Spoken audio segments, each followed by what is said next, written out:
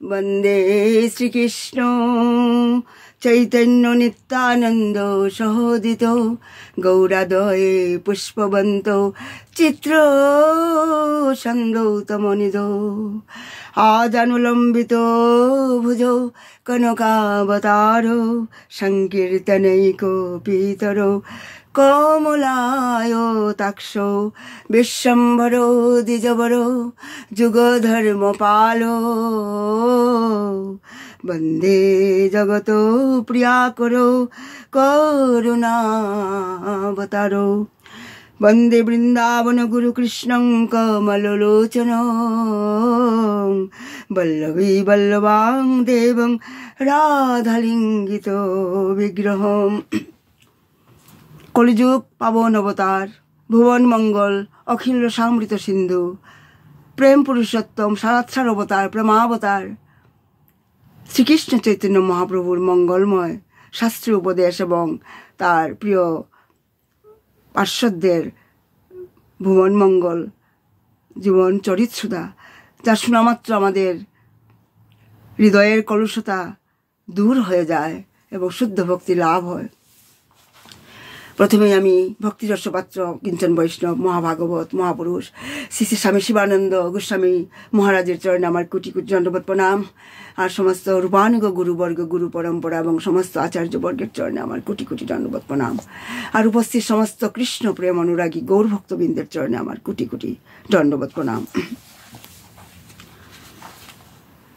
चैतन्य महाप्रभु सनातन गोस्वामी के साध्य साधन सम्बन्ध अभिधेय प्रयोजन तत्व जीवतत्व देहतत्व भक्ति रसतत्व सम्बन्धे उपदेश प्रदान करे तिनी वाराणसीते तिनी गमन करेছিলেন। और वाराणसीर एकजन अधिबासी माने वाराणसीर एक महाराष्ट्रीय अधिबासी ब्राह्मण श्री चैतन्य महाप्रभुर महान भक्त छिलेन। श्री चैतन्य महाप्रभुर महिमा सुनले और মানে তার খুব মহা আনন্দ হতো মানে এবং তারই আয়োজনের ফলে মানে এই বারাণসীর সমস্ত সন্ন্যাসীরা শ্রী চৈতন্য মহাপ্রভুর ভক্তে পরিণত হয়েছিলেন এই মহারাষ্ট্রীয় ব্রাহ্মণের চেষ্টায়। মানে শ্রী চৈতন্য মহাপ্রভুর সঙ্গে সাক্ষাৎ করবার জন্য তিনি সমস্ত সন্ন্যাসীদের তার গৃহে তিনি নিমন্ত্রণ করেছিলেন।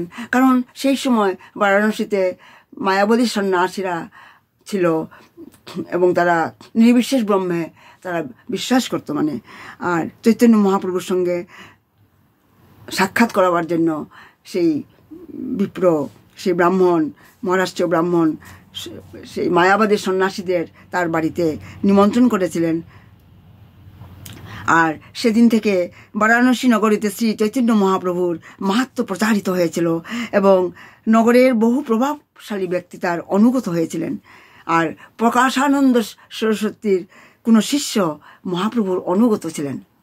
কারণ সেই সময় বারাণসীতে প্রকাশানন্দ সরস্বতী যিনি মায়াবাদী সন্ন্যাসী ছিলেন তার খুব পাণ্ডিত্য ছিল। আর সেই প্রকাশানন্দ সরস্বতীর শিষ্য তিনি মহাপ্রভুর অনুগত ছিলেন। তিনি মায়াবাদের নিন্দা এবং মহাপ্রভু কর্তৃক উপদেষ্ট শুদ্ধ ভক্তিবাদের মাহাত্ম্য বর্ণনা করলেন। আর সেটা প্রকাশানন্দ সরস্বতী নানা যুক্তি দিয়ে তার নিজের পক্ষ সমর্থন করেছিলেন। একদিন শ্রী চৈতন্য মহাপ্রভু পঞ্চনদে স্নান করার জন্য তার ভক্তদের সঙ্গে বিন্দু মাধবের মন্দিরে গিয়ে সেখানে বিন্দু মাধব মন্দির দর্শন করে সেখানে কীর্তন করতে আরম্ভ করলে শিষ্যসহ সেই প্রকাশানন্দ সরস্বতী সেখানে উপস্থিত হয়েছিলেন। আর প্রকাশানন্দ সরস্বতী শ্রী চৈতন্য মহাপ্রভুর শ্রী পাদপদ্মে পতিত হয়ে মহাপ্রভুর প্রতি তার পূর্ব আচরণের জন্য তিনি নিজেকে ধিক্কার দিয়েছিলেন, ক্ষমা ভিক্ষা করেছিলেন এবং তিনি বেদান্তসঙ্গত ভক্তিতত্ত্বের বিষয়ে মহাপ্রভুকে তিনি জিজ্ঞাসা করেছিলেন। আর চৈতন্য মহাপ্রভু তখন তাকে ব্রহ্ম সম্প্রদায় সিদ্ধ অপূর্ব ভক্তিবাদ শিখিয়ে শ্রীমদ্ ভাগবতমের যে ব্রহ্মসূত্রের যে ভাষ্য তা তিনি দেখিয়ে দিলেন এবং চতুশ্লোকীয় ব্যাখ্যায় সমস্ত তত্ত্ব তিনি বললেন। কারণ শ্রীমদ্ ভাগবতম চতুশ্লোকী, 4টা শ্লোকে চতুশ্লোকী ভাগবতম বলা হয়। সেটা ভগবান Shrikrishna millions of years ago তিনি এই চতুশ্লোকীয় ভাগবত কথা তিনি ব্রহ্মাকে তিনি শুনিয়েছিলেন। সেদিন থেকে বারাণসীর সমস্ত সন্ন্যাসীরা শ্রী চৈতন্য মহাপ্রভুর ভক্ত হলেন। আর চৈতন্য মহাপ্রভু তখন সনাতন গোস্বামীকে উপদেশ দিয়ে তাকে বৃন্দাবনে যাওয়ার আদেশ দিয়ে মহাপ্রভু বারাণসী থেকে তিনি জগন্নাথপুরীতে তিনি যাত্রা করলেন। এইভাবে আমরা দেখেছি সন্ন্যাসী প্রমুখ কাশীবাসীদের বৈষ্ণবে পরিণত করে এবং শ্রী সনাতন গোস্বামীকে উত্তম রূপে সংস্কার করে শ্রী চৈতন্য মহাপ্রভু জগন্নাথপুরীতে ফিরে এসেছিলেন। জয় জয় শ্রী চৈতন্য, জয় নিত্যানন্দ, জয় অদ্বৈত চন্দ্র, জয় গৌর ভক্তবৃন্দ। শ্রী জয় চৈতন্য মহাপ্রভুর জয়, জয় শ্রী মন নিত্যানন্দ প্রভুর জয়, শ্রী অদ্বৈত চন্দ্রের জয় এবং শ্রী চৈতন্য মহাপ্রভু সমস্ত ভক্তবৃন্দের জয়। এই মতো মহাপ্রভু 2 মাস পর্যন্ত শিখাইলা তারে ভক্তি সিদ্ধান্তে রস্ত্র। এইভাবে চৈতন্য মহাপ্রভু 2 মাস ধরে তিনি শ্রী সনাতন গোস্বামীকে ভগবত ভক্তির সিদ্ধান্ত সম্পর্কে সমস্ত শিক্ষা তিনি দান করেছিলেন। পরমানন্দ কীর্তনিয়া শেখরের সঙ্গী, প্রভুরে কীর্তন শোনায় অতি বড় সঙ্গী। সন্ন্যাসীর গণ প্রভুরে যদি উপেক্ষিল, ভক্ত দুঃখ খণ্ডাইতে তারে কৃপা কইল। শ্রী চৈতন্য মহাপ্রভু যতদিন তিনি বারাণসীতে ছিলেন, চন্দ্রশেখরের সঙ্গী পরমানন্দ কীর্তনিয়া রুশ মহাপ্রভুকে এসে কীর্তন শোনাতেন। কারণ মহাপ্রভু তপন মিশ্রের গৃহে তিনি প্রসাদ খেতেন আর চন্দ্রশেখরের বাড়িতে তিনি থাকতেন। আর বারাণসীর মায়াবাদী সন্ন্যাসীরা যখন শ্রী চৈতন্য মহাপ্রভুকে উপেক্ষা করলেন, তখন মহাপ্রভুর ভক্তরা অত্যন্ত দুঃখিত হয়েছিলেন। কারণ তারা মহাপ্রভুর নিন্দা শুনে মহাপ্রভুর ভক্তরা খুবই দুঃখিত হয়েছিলেন। তাদের সেই দুঃখ দূর করার জন্য চৈতন্য মহাপ্রভু সেই সন্ন্যাসীদের কৃপা করেছিলেন। কারণ মহাপ্রভু হচ্ছেন কৃষ্ণাস্তু ভগবান স্বয়ং, এতেকাংশ কলাপুংশ কৃষ্ণাস্তু ভগবান স্বয়ং। ব্রজেন্দ্র নন্দন যেই শচীসুত হইল সেই, বলরাম হইল নিতাই। তিনিই তো সেই ব্রজেন্দ্র নন্দন, কলিযুগে এসেছেন সবাইকে উদ্ধার করার জন্য। এসেছেন অনির্পিত চিরাঞ্চরিত করুণয়া কৃপয়া কলৌ সমর্পয় আমি উন্নত উজ্জ্বল রস স্বভক্তি শ্রেয়ম। সেই ভক্তি, শুদ্ধ ভক্তি, সেই প্রেম ভক্তি দান করার জন্য, যেটা অনির্পিত, যেটা কখনো আগে অর্পণ করা হয় নাই। তাই তো তিনি কৃপা করবার জন্য মনস্থির করলেন। সন্ন্যাসীরে কৃপা পূর্বে লিখিয়াছ বিস্তারিয়া, উদ্দেশ্য কহিয়া সংক্ষেপ করিয়া। এই মায়াবাদী সন্ন্যাসীরা, কারণ যাহা তাহা প্রভুর নিন্দা করে এই সন্ন্যাসীরগণ, শুনি দুঃখে মহারাষ্ট্রীয় বিপ্র করে চিন্তন। সেই মায়াবাদী সন্ন্যাসীরা যেখানে সেখানে চৈতন্য মহাপ্রভুর নিন্দা করছিলেন, তা শুনে অত্যন্ত দুঃখিত হয়ে সেই মহারাষ্ট্রীয় বিপ্র তিনি চিন্তা করতে লাগলেন। কারণ মহাপ্রভুর কাছে যখন কেউ আসে, মহাপ্রভুকে প্রভুর স্বভাব যখন নিরীক্ষণ করে, তখন সেই ব্যক্তি শ্রী চৈতন্য মহাপ্রভুর স্বভাব অনুভব করে তাকে ঈশ্বর বলে মনে ভাবেন, ঈশ্বর বলে তাই সেই বিপ্র, মহারাষ্ট্রীয় বিপ্র ভাবলেন, আমি যদি কোনো মতে যদি আমি তাদের একত্র করতে পারি, এই মায়াবাদী সন্ন্যাসীদের যদি আমি কোনো মতে একত্রিত করতে পারি, তাহলে এই সমস্ত মায়াবাদী সন্ন্যাসীরাও মহান ভক্তে পরিণত হবে। এটা তার মনের অভিপ্রায় ছিল। শ্রী চৈতন্য মহাপ্রভুর আচার আচরণ এবং কার্যকলাপ যিনি দেখেছেন, তিনিই অনুভব করেছেন যে তিনি হচ্ছেন পরমেশ্বর ভগবান। বারাণসী বাস আমার হয় সর্বকালে, সর্বকাল দুঃখ পাবো ইহা না করিলে। এত চিন্তে নিমন্ত্রিল সন্ন্যাসীর গণে, তবে সেই বিপ্র আইল মহাপ্রভুর স্থানে। হেনকালে নিন্দা শুনি শেখর তপন, দুঃখ পাইয়া প্রভু পদে কইলা নিবেদন। সেই মহারাষ্ট্রীয় বিপ্র তিনি বারাণসীতে তিনি বাস করতেন।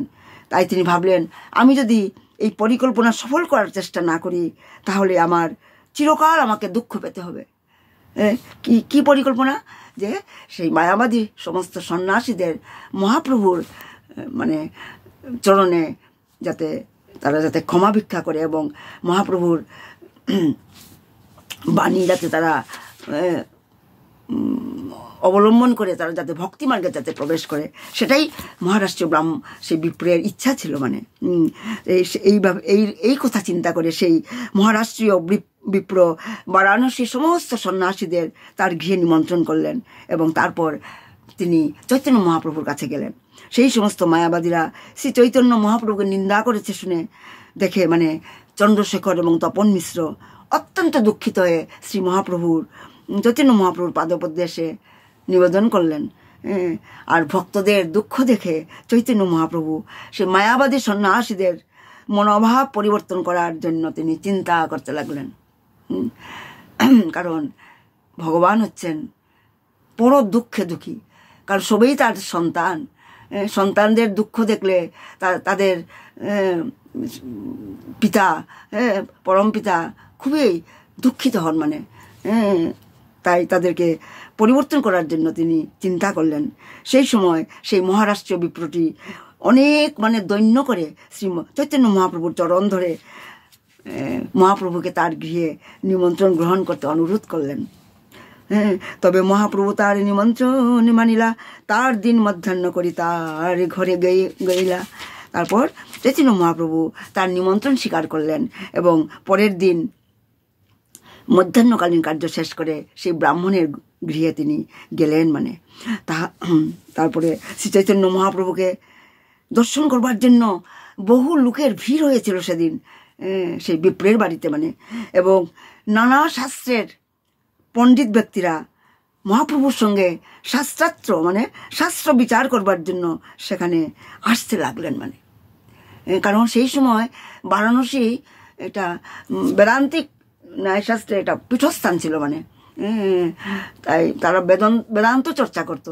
তাই তারা যখন মহাপ্রভু নিমন্ত্রণ করেছিল সেই মহারাষ্ট্রীয় বিপ্র মহাপ্রভুর সঙ্গে শাস্ত্রার্থ করার জন্য, শাস্ত্রের বিচার করবার জন্য সবাই সেখানে এসে উপস্থিত হয়েছিলেন।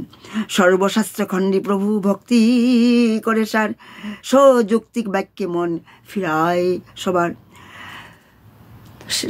তারা তখন মানে সেই সমস্ত পণ্ডিত ব্যক্তিরা চৈতন্য মহাপ্রভুর সঙ্গে আলোচনা করতে লাগলেন এবং তখন শ্রী চৈতন্য মহাপ্রভু যুক্তি এবং প্রমাণের মাধ্যমে সমস্ত শাস্ত্রের ভ্রান্ত সিদ্ধান্ত খণ্ডন করে সমস্ত সিদ্ধান্তের সারাতিসার ভগবত ভক্তিকে প্রতিষ্ঠা করলেন।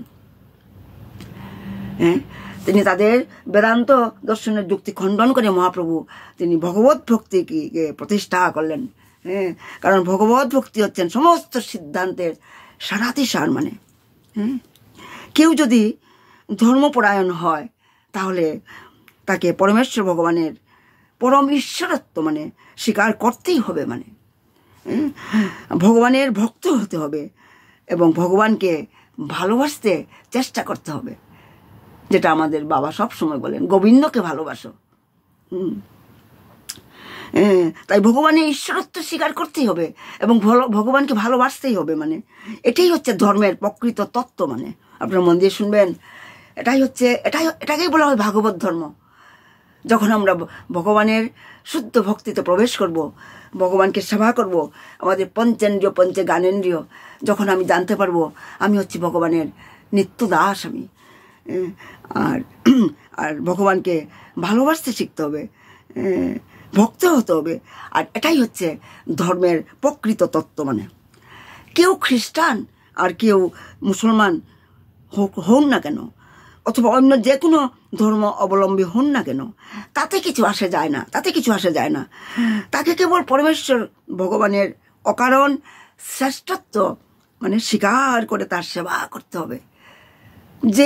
যে মানে বাইবেলেও তো তাই বলা হয়েছে, ভগবানকে স্মরণ নিতে হবে। এবং কুরআনেতে কি বলা হয়েছে, আল্লাহর সেবা করতে হবে, তার তাই এটাই হচ্ছে ধর্মের প্রকৃত তত্ত্ব। মানে যেই ধর্ম অবলম্বী হোক না কেন তাতে কিছু আসে যায় না। পরমেশ্বর ভগবানের শ্রেষ্ঠত্ব, অকারণ শ্রেষ্ঠত্ব। কারণ ভগবান যে আল্লাহ যে সুপ্রিম মানে god is the supreme personality of god head, ভগবান যে supreme personality of god head, তার শ্রেষ্ঠত্ব স্বীকার করে তার সেবা করতে হবে। সেবা করতে, দাস হয়ে নিজেকে দাস ভেবে, দাসের অনুদাস ভেবে ভগবানকে সেবা করতে হবে। এটাই হচ্ছে ধর্মের প্রকৃত তত্ত্ব। এখানে হিন্দু, মুসলমান, খ্রিস্টান হওয়ার কোনো প্রশ্নই উঠে না। শুদ্ধভাবে ধর্মপরায়ণ হয়ে সমস্ত জড় উপাধি থেকে মুক্ত হতে হবে।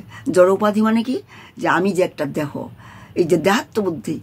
কারণ আমার পরিচয় আমার দেহ নয়, আই এম এ বডি। কারণ এই বডি, আমার এই দেহ তো পঞ্চভূতে গড়া। আমার মৃত্যুর পর সে পঞ্চভূতে আমার এই অগ্নি, বায়ু, আকাশ, জল, এইগুলি সব মিশে যাবে। মানে মাটির সঙ্গে মিশে যাবে, আকাশ আকাশের সঙ্গে মিশে যাবে, বায়ু বায়ুর সঙ্গে মিশে যাবে, অগ্নি অগ্নির সঙ্গে মিশে যাবে। তাই আমি যে একটা দেহ, I am a body, I am a মানে দেহাত্ম বুদ্ধি থেকে আমাকে মুক্ত হতে হবে। আমাকে ভাবতে হবে I am a eternal soul. তাই শুদ্ধভাবে ধর্মপরায়ণ হয়ে সমস্ত জড় উপাধি থেকে আমাকে মুক্ত হতে হবে। তাই তো ভগবান চৈতন্য মহাপ্রভু কি বলে গিয়েছিলেন? পৃথিবীতে আছে যত নগরাদি গ্রাম, সর্বত্র হইবে মোর নাম প্রচার। মানে এইভাবে ভগবত ভক্তির বিজ্ঞান হৃদয়ঙ্গম করা সম্ভব। আর এই যুক্তি সমস্ত বুদ্ধিমান মানুষের মনে সারা জাগায়। এই মহাপ্রভু সেদিন সেই মহারাষ্ট্র বিপ্র ব্রাহ্মণের বাড়িতে নিমন্ত্রিত হয়ে যখন গিয়েছিলেন, সমস্ত সন্ন্যাসীরা মানে পণ্ডিত ব্যক্তিরা মহাপ্রভুকে অনেক প্রশ্ন জিজ্ঞাসা করেছিলেন। আর মহাপ্রভু যুক্তি এবং প্রমাণের মাধ্যমে সমস্ত শাস্ত্র সিদ্ধান্ত খণ্ডন করে, তাদের মানে সমস্ত সিদ্ধান্ত খণ্ডন করে তিনি সমস্ত সিদ্ধান্তের সারাতিসার সেই ভগবত ভক্তিকে, ভাগবত ধর্মকে প্রতিষ্ঠা করলেন। আর এই যুক্তি সমস্ত বুদ্ধিমান মানুষের মধ্যে সারা জাগায়, এবং তার ফলে সারা পৃথিবী জুড়ে মানে এই মহাপ্রভুর এই যে বাণী, যেটা সারা পৃথিবীতে এখন স্বীকৃতি লাভ করেছে। মানে তাই না? উপদেশ লইয়া করে কৃষ্ণ সংকীর্তন, সর্বলোক হাসে গায় করে নর্তন। যেটা মহাপ্রভু 550 বছর আগে বলে গেছেন, পৃথিবীতে আছে যত নগরাদি গ্রাম, সর্বত্র হইবে মোর নাম প্রচার। সত্যিই তো এখন দেশে বিদেশে বিদেশি ভক্তরাও তারা চৈতন্য মহাপ্রভুর বাণী তারা মানে প্রচার করার জন্য তারা মানে নগরে নগরে, গ্রামে গ্রামে হরিনাম সংকীর্তন করছে বাণী প্রচার করার জন্য। আর ভারত ভূমিতে জন্ম হইল যার, জন্ম সার্থক করি করো পর উপকার, সেটাই মহাপ্রভু বলে গেছেন। আর শ্রী চৈতন্য মহাপ্রভুর উপদেশ অনুসারে সমস্ত লোকেরা কৃষ্ণ নাম সংকীর্তন করতে লাগলেন। সেই বারাণসীতে সেই প্রথম মানে সবাই মিলে দুহাত বাহু তুলে তারা হরিনাম সংকীর্তন করতে লাগলেন। মায়াবতী সন্ন্যাসীরা, তাদের মুখে হরিনাম বেরোতে লাগলো। কেউ হাসতে লাগলেন, কেউ গাইতে লাগলেন, আবার কেউ নৃত্য করতে লাগলেন। এইভাবে আমরা দেখলাম যে প্রভুরে প্রণত হইল সন্ন্যাসীরগণ, আত্মমধ্যে গোষ্ঠী করে ছাড়ি অধ্যয়ন। সমস্ত মায়াবাদী সন্ন্যাসীরা শ্রী চৈতন্য মহাপ্রভুকে প্রণতি নিবেদন করলেন এবং বেদান্ত এবং মায়াবাদ দর্শন অধ্যয়ন ত্যাগ করে তারা নিজেদের মধ্যে ভগবত তত্ত্ব সম্বন্ধে আলোচনা করতে লাগলেন। প্রকাশ আনন্দের শিষ্য এক তাহার সমান, সভা মধ্যে কহে প্রভুর করিয়া সম্মান। শ্রীকৃষ্ণ চৈতন্য হয় সাক্ষাৎ নারায়ণ, বেশসূত্রের অর্থ করেন অতি মনোরম। প্রকাশানন্দ সরস্বতীর এক শিষ্য ছিল, তিনি ছিলেন তার গুরুরই মতো পণ্ডিত ছিলেন। তার গুরু হচ্ছে প্রকাশানন্দ সরস্বতী, গুরুর মতো সেই শিষ্য খুব পণ্ডিত ছিলেন। একদিন শ্রী চৈতন্য মহাপ্রভুর প্রতি সম্মান প্রদর্শন করে তিনি একটা সভার মধ্যে তিনি বলতে লাগলেন, সেই শিষ্য প্রকাশানন্দ সরস্বতী সেই শিষ্য বলতে লাগলেন, শ্রীকৃষ্ণ চৈতন্য মহাপ্রভু হচ্ছেন সাক্ষাৎ নারায়ণ।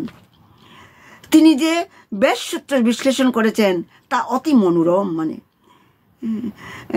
তিনি যে উপনিষদের মুখ্য অর্থ ব্যাখ্যা করেছেন তা শুনে পণ্ডিত ব্যক্তিদের মন এবং কান পরম পরিতৃপ্ত হয়। মানে এইভাবে কারণ শ্রীমদ্ ভাগবতমে, কারণ চৈতন্য মহাপ্রভু এই হরের নামের শ্লোকের ব্যাখ্যা যে দিয়েছিলেন তা কেবল কর্মেন্দ্রিয়ের সুখকে নয়, তা পরম প্রমাণ। মানে শ্রীমদ্ ভাগবতমে বলা হয়েছে যে ভক্তি বিনা মুক্তি নহে ভাগবতে কয়, কলিকালে নামা ভাসে সুখে মুক্তি হয়। শ্রীমদ্ ভাগবতমে এটা বর্ণনা করা হয়েছে যে ভগবত ভক্তি ব্যতীত মুক্তি লাভ সম্ভব হয় না। আর কলিকালে এই কলিযুগে কেবল নামাভ্যাসের ফলেই অনায়াসে মুক্তি লাভ হয়। মানে অনায়াসে মুক্তি লাভ হয়।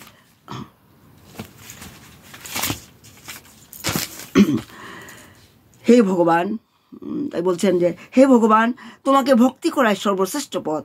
তা পরিত্যাগ করে যারা কেবল জ্ঞান লাভের জন্য, অর্থাৎ মানে আমি ব্রহ্ম, অহং ব্রহ্মাস্মি, এটি জানবার জন্য নানা প্রকার ক্লেশ মানে স্বীকার করে, ওরা স্থূল মানে তুষকে পেষণ করে যেমন চাল পাওয়া যায় না, তেমনি তাদের পরিশ্রমও সম্পূর্ণভাবে ব্যর্থ। মানে কারণ যারা মানে জ্ঞান লাভের জন্য মানে মানে ভক্তির পন্থা ছেড়ে পরিত্যাগ করে কেবল জ্ঞান লাভের জন্যই, মানে আমিই ব্রহ্ম এটি জানবার জন্য নানা রকমের কষ্ট স্বীকার করে তারা।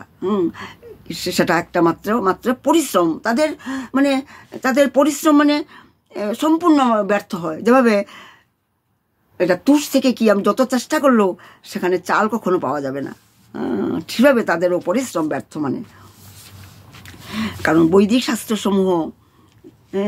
শাস্ত্রসমূহ, উপনিষদ, তারপর ব্রহ্মসূত্র, সমস্ত পুরাণে শ্রীকৃষ্ণের চিৎশক্তির বিলাসের বর্ণনা করা হয়েছে। তা না জেনে মানে তথাকথিত সমস্ত পণ্ডিতেরা মূর্খের মতো উপহাস করে আর সবিশেষ রূপের বর্ণনা করে।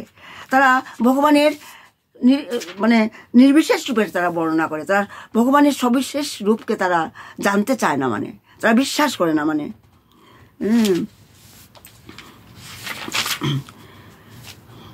কারণ শ্রী চৈতন্য মহাপ্রভু তখন তাদেরকে বললেন যে তর্কের দ্বারা প্রকৃত সিদ্ধান্ত প্রতিষ্ঠা করা যায় না। শাস্ত্রার্থ করে আমরা প্রকৃত সিদ্ধান্ত স্থাপন করা যায় না, প্রতিষ্ঠা করা যায় না। পক্ষান্তরে তার ফলে কি হয়, শ্রুতিসমূহ ছিন্ন, মানে শ্রুতিসমূহ কি হয়, শ্রুতি ভিন্ন ভিন্ন হয়ে যায় এবং যার মত ভিন্ন নয় তিনি ঋষি হতে পারেন না। তাই ধর্মতত্ত্ব মানে গুরুরূপে মানে আচ্ছাদিত হয়ে আছে, অর্থাৎ মানে শাস্ত্র আদি পাঠ করে ধর্মতত্ত্ব পাওয়া খুবই কঠিন। মানে একমাত্র শাস্ত্র অধ্যয়ন করেই ধর্মতত্ত্ব জানা খুবই কঠিন। মানে তাই কি বলা হয়েছে যে মহাপ্রভু বললেন, যাকে মহাজন বলে সাধুরা স্থির করেছেন, মানে তিনি যে পন্থাকে শাস্ত্র পন্থা বলেছেন সেই পথেই সকলের অনুগমন করা উচিত। মানে মহাজন যেন গত সপন্থা। মহাপ্রভু তাদেরকে সেটাই বললেন, তর্ক প্রতিষ্ঠা শ্রুত বিভিন্ন নানা বৃষি শৈষ্যমতং ন ভিন্নম ধর্মস্য তত্ত্বং নিহিতং গুহায়াং মহাজন যেন গত সপন্থা। আমাদের মহাজনরা যেই পন্থাকে শাস্ত্রপন্থা বলেছেন সেই পথেই আমাদেরকে সকলের অনুগমন করা উচিত। মানে শ্রীকৃষ্ণ চৈতন্য মহাপ্রভুর বাণী হচ্ছে অমৃতের ধারার মতো। তিনি যা পরম তত্ত্ব বলে সিদ্ধান্ত করেছেন সেটি হচ্ছে সমস্ত পারমার্থিক তত্ত্বের সারাতিসার। মানে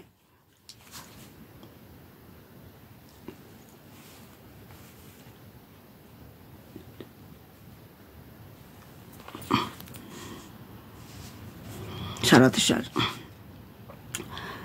তাই বলছেন যে এই সমস্ত বৃত্তান্ত শুনে অত্যন্ত আনন্দিত হয়ে সেই মহারাষ্ট্রীয় ব্রাহ্মণ শ্রী চৈতন্য মহাপ্রভুকে মানে চৈতন্য বাবুর কাছে এসে প্রণতি নিবেদন করলেন।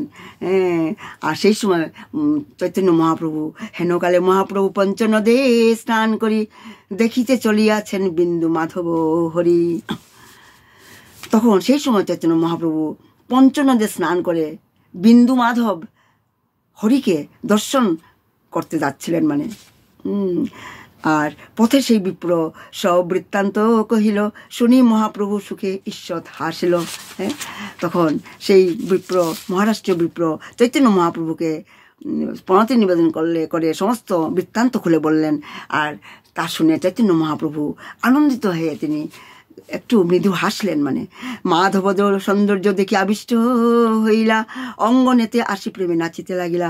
শেখর পরমানন্দ তপন সনাতন, চারিজন মিলি করে নাম সংকীর্তন।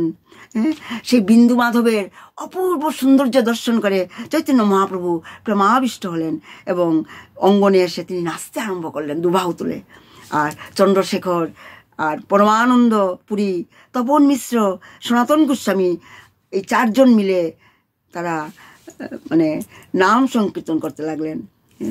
হরিহরয়ে নম, কৃষ্ণ যাদবায় নম, যাদবায় মাধবায় কেশবায় নম, গোপাল গোবিন্দ রাম শ্রী মধুসূদন, গিরিধারী গোপীনাথ মদন মোহন, শ্রী চৈতন্য নিত্যানন্দ শ্রী অদ্বৈত সীতা, হরি গুরু বৈষ্ণব ভাগবত গীতা।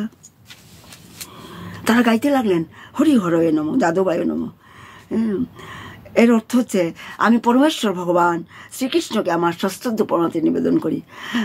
তিনি যদুকুলে আবির্ভূত হয়েছেন বলে তার নাম যাদব, তার নাম গোপাল গোবিন্দ মধুসূদন রাম, তাকে আমি আমার প্রণতি নিবেদন করি। এই বলে সেই চন্দ্রশেখর, সনাতন গোস্বামী, তপন মিশ্র, পরমানন্দপুরী আনন্দে তারা নৃত্য করতে লাগলেন।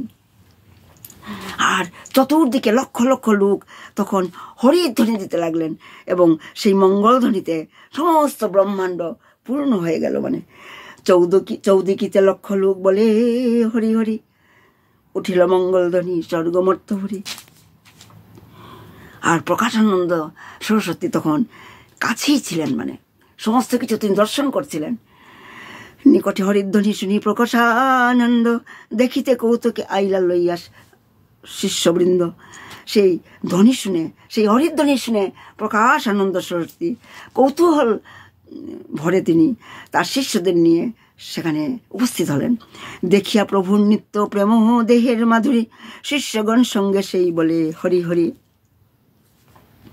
তখন শ্রী চৈতন্য মহাপ্রভু নিত্য ভাগবত প্রেম এবং দেহের মাধুর্য মানে মাধুরী দর্শন করে প্রকাশানন্দ সরস্বতী তার শিষ্যদের নিয়ে তারাও দুবাহু তুলে হরি হরি বলতে লাগলেন মানে। সবাই মানে আনন্দে উৎফুল্ল হয়ে সবাই হরিনাম করতে লাগলো মানে।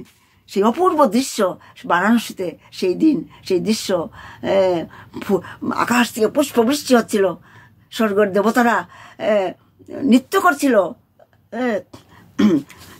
সেইভাবে ভগবত প্রেমে আবিষ্ট শ্রী চৈতন্য মহাপ্রভুর শরীরে কম্প, স্বরভঙ্গ, শ্বেত, বৈবর্ণ, স্তম্ভ আদি সাত্ত্বিক বিকার প্রকাশিত হলো।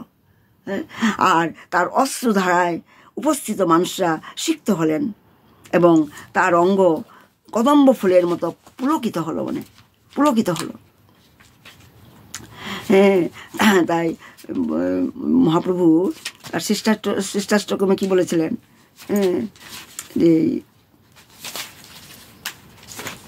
যে শ্রেষ্ঠাষ্টকমে নয়ন জল গলদস্ত্র ধারয়া বদনং গদ গদ রুদ্ধয়া গিরা পুলকৈর নিশ্চিতং বপুকদা তব নাম গ্রহণে ভবিষ্যতি।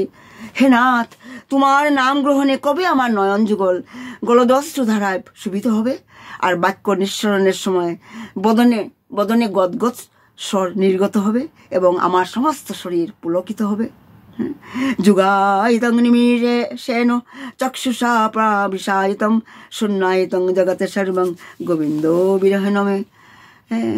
গোবিন্দ বিরহ নামে। হে গোবিন্দ, তোমার অদর্শনে আমার নিমেষ সমূহ যুগবোধ বলে মনে হচ্ছে। এক একটা মানে মুহূর্ত, মানে একটা পর মানে যুগবোধ বলে মনে হচ্ছে। আর চক্ষুদ্বয় মেঘের মতো অশ্রু বর্ষণ করছে এবং সমস্ত জগৎ শূন্য প্রায় বলে বোধ হচ্ছে। মানে এইভাবে চৈতন্য মহাপ্রভুর সাত্ত্বিক বিকার থেকে সেখানে উপস্থিত সমস্ত ভক্তরা, সেই মায়াবাদী সন্ন্যাসীরা সবাই আশ্চর্য হয়েছিল। তারা হরি হরি বলতে লাগলো। মানে হর্ষ, দৈন্য, চাপল্য আদি বিকার দর্শন করে বারাণসীর অধিবাসীরা চমৎকৃত হলো। আর বহু লোক সংঘট্ট দেখি প্রভুর বাহ্য জবে হইল, সন্ন্যাসীর গণ দেখি নিত্য সম্বরিল। আর বহু লোকের সমাগম দেখে, ভিড় দেখে চৈতন্য মহাপ্রভুর তখন যখন বাহ্য জ্ঞান হলো, মানে কারণ তিনি তো মানে অষ্টসাত্ত্বিক ভাগ, মানে মহাপ্রভু সাত্ত্বিক বিকার হয়েছিল। তার বাহ্য জ্ঞান যখন ফিরে এলো, সমস্ত লোকদের ভিড় দেখে, তখন সেই মায়াবাদী সন্ন্যাসীদের দেখে মহাপ্রভু তার নিত্য তিনি সংবরণ করলেন, মানে সংবরণ করলেন। আর চৈতন্য মহাপ্রভু তখন প্রকাশানন্দ সরস্বতীর চরণ বন্দনা করলেন। এবং প্রকাশানন্দ সরস্বতী তখন এসে শ্রী চৈতন্য মহাপ্রভুর শ্রীচরণ জড়িয়ে ধরলেন। স্বয়ং ভগবান শ্রীকৃষ্ণ তিনি প্রকাশানন্দ সরস্বতীকে সম্মান দিয়ে তার চরণ বন্দনা করেছিলেন, পাদ প্রক্ষালন করেছিলেন। প্রভু কহে, তুমি জগৎগুরু পূজ্যতম, আমি তোমার না হই শিষ্যের শিষ্য সঙ্গ। কি বলছেন মহাপ্রভু? মহাপ্রভু বলছেন যে আপনি হচ্ছেন, প্রকাশানন্দ সরস্বতীকে বলছেন, আপনি হচ্ছেন সারা জগতের গুরু, তাই আপনি পূজ্যতম। আমি আপনার শিষ্যের শিষ্য সমান নই, শিষ্যের শিষ্য সমান নয়, আমি অযোগ্য। আপনাকে আমি প্রণতি জানাই। মহাপ্রভু সেই মায়াবাদী সন্ন্যাসী প্রকাশানন্দ সরস্বতীকে সম্মান দিলেন। তৃণাদপি শুনিছেন তরুরপি সহিষ্ণুনা অমানিন মানদেন কীর্তনিয়া সদাহরি। এটাই তো বৈষ্ণবের লক্ষণ, পরম শুদ্ধ ভক্তের লক্ষণ। মহাপ্রভু নিজের সম্মান না চেয়ে তাকে সম্মান দিলেন। অমানিনা মানদেন কীর্তনিয়া সদাহরি, তিনি কীর্তনিয়া সদাহরি করেছিলেন। আর বলেছিলেন, আপনি সারা জগতের গুরু, আমি আপনার শিষ্যেরও শিষ্যের সমান নই। মায়াবাদী সন্ন্যাসীরা সাধারণত নিজেদের জগৎগুরু বলে ঘোষণা করে। তাদের অনেকে নিজেদের সকলের পূজ্য বলে মনে করেন, যদিও তারা ভারতবর্ষের বাইরে অথবা তাদের প্রদেশের বাইরে কখনো যান না, কিন্তু নিজেকে জগৎগুরু বলে তারা কিন্তু ঘোষণা করেন। আর চৈতন্য মহাপ্রভু তার বিনয় এবং উদারতার বসে নিজেকে প্রকাশানন্দ সরস্বতীর শিষ্যের সমতুল্য নন বলে তিনি নিজের দৈন্য প্রদর্শন করেছিলেন।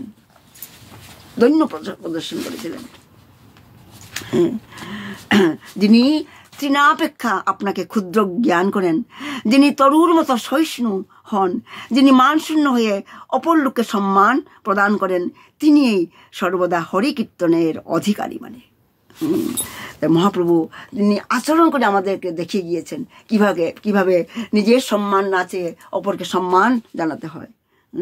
শ্রেষ্ঠ হইয়া কেনে করো হীনেরও বন্দন, আমার সর্বনাশ হয় তুমি ব্রহ্মসম। চৈতন্য মহাপ্রভু আরও বললেন, কারণ প্রকাশানন্দ সরস্বতীও মহাপ্রভুকে প্রণতি নিবেদন করেছিলেন। তখন মহাপ্রভু বললেন, শ্রেষ্ঠ হয়ে কেন আপনি আমার মতো, আপনি তো জগৎগুরু, আপনি এত শ্রেষ্ঠ হয়ে কেন আপনি আমার মতো হীন ব্যক্তির বন্দনা করছেন? মহাপ্রভু বলছেন, তাতে আমার সর্বনাশ হবে, কেননা আপনি হচ্ছেন ব্রহ্ম সদৃশ। হে প্রিয় মহাশয়, মহাপ্রভু বললেন, যদ্যপি তোমার এসব ব্রহ্ম সমভাষে লোকশিক্ষা লাগিয়েছে করিতে না আইসে। হে প্রিয় মহাশয়, যদিও সকলে আপনাকে ব্রহ্মসম বলে মনে করে, তথাপি লোকশিক্ষার জন্য আপনি নিজে এইভাবে আপনি নিজে সেইভাবে আচরণ করেন না।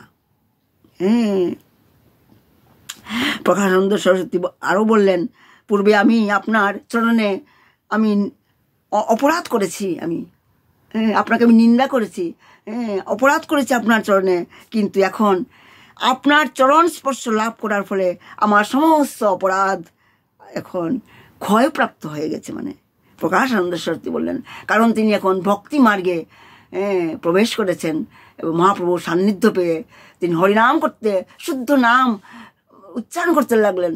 আর যখনই মুখ থেকে শুদ্ধ নাম উচ্চারিত হয়, তার হৃদয়ের সমস্ত কলুষ মুখ থেকে মুক্ত হয়ে যায় সেই ব্যক্তি। মানে আমার বুঝে সময় শেষ হয়ে গেছে।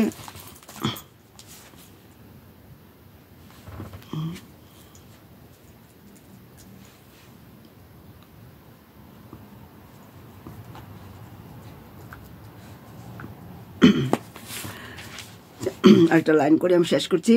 কেউ যদি অচিন্ত্য শক্তি সকলের উৎস পরম পুরুষ ভগবানের প্রতি অপরাধ করে এই জীবনে নিজেকে মুক্ত বলে মনে করে, সে পুনরায় পতিত হয় এবং সংসার বাসনার জন্য আবার কামনা করে। এইভাবে ছোট্ট একটা লীলা ছিল। আমার সময় শেষ হয়ে গেছে। আজ আমি এখানেই বিরাম দিচ্ছি।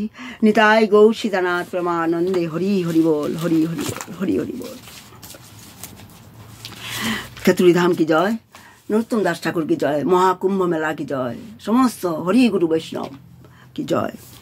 ব্রজ জন মন সুখকারী রাধে শ্যাম শ্যাম শ্যাম, মোর মুকুট মক রাকৃত কুণ্ডল, গলে বৈজয়ন্তী মালা, চরণ ননুপুর রসালো, রাধে শ্যাম শ্যাম শ্যাম, রাধে শ্যাম রাধে শ্যাম, রাধে শ্যাম রাধে শ্যাম। সুন্দর বদন কমল দল লোচন, বাকি চিত বনহারি, মোহন বংশী বিহারি, রাধে শ্যাম শ্যাম শ্যাম। বৃন্দাবন মে ধেনু চোরাওয়ে, গোপী জন মনোহারি, শ্রী গোবর্ধন ধারি, রাধে শ্যাম শ্যাম শ্যাম, রাধে শ্যাম রাধে শ্যাম, রাধে শ্যাম রাধে শ্যাম, রাধে শ্যাম রাধে শ্যাম, রাধে শ্যাম রাধে শ্যাম। শ্রী রাধে तुम बिना मेरे और ना कोई, नाम रूप अवतारी, शिवानंद बोली हारी, राधे श्याम श्याम श्याम। ब्रज जन मन सुखकारी, राधे श्याम শ্যাম শ্যাম। আমার ভুল ত্রুটি মার্জনা করবেন। জয় শিবানন্দ বাবা কি জয়, গুরুদেব কি জয়। প্রণাম, সবাইকে প্রণাম। জয় নিতাই গৌর সীতানাথ প্রেমানন্দে হরি হরি বল।